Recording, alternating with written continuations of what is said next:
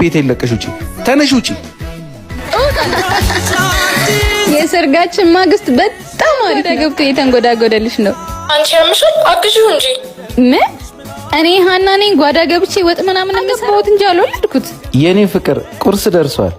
ይሄው የኔ ወድ ፍቅሬ ጥፍሬ እኮ ገና ያደገልኝ ነው። አንተ አጉርሰኝ እንዴ የኔ ፍቅር። እኔ እያለሁልሽ እንኪ ሁሌ እንጀራ እንዴ። እስቲ ምን እንዳደረከኝ? ልብሴን አበላሽው እኮ። ተነስ ሂድልኛ። ይቅርታ የኔ ሚስት፣ በልተሽ ጨርሽና አባቴ ቤት ስትወስደኝ እኮ እንከባከባታለሁ ብለህ ነበር። ለዚህ አባቴ ቤት ምን አለኝ? ታዲያ አባትሽ ካገቡሽ ለምን ወደ ቤትሽ አልመልስሽም? ወንድ ነህ። እኔ መንከባከብ ደግሞ ግዴታ አለብህ። ትዳር ውስጥ ግዴታን ካስቀደምን ቀድመን እንወድቃለን። ፍቅርን ካስቀደምን ግን እንቀጥላለን። ይህ ህይወት የሁለታችንም ኃላፊነት ነው። እጅ ካስገባኝ በኋላ ሞግዚቴ ልታደርገኝ ካሰብኩ ተሳስተሃል። አሁኑኑ ለአባቴ እደውላለሁ። ደውይላቸው። በስነ ምግባር ስላላነጹኝ፣ ቁጭ ብዬ ስበላ ስራ ስሪ ስላላሉኝ፣ ግብረ ገብ ስላላስተማሩኝ፣ በሙያ ፈንታ መሙላፈጥ ስላስተማሩኝ ይኸው ከትዳር ያልተስማማውን ብለሽ ደውይላቸው።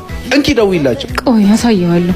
መከባበርና መተጋገዝ ያለበት ህይወት መምራት ካልፈለግሽ አሁኑን ደግሞ አባቴ ዋጋን ይሰጣልሽ። ዋጋዋንና ልኳን የማታቅ ሴት አባት የኔን ዋጋ አይነግረኝም። መንገዱን ጨርቅ ያርግልሽ።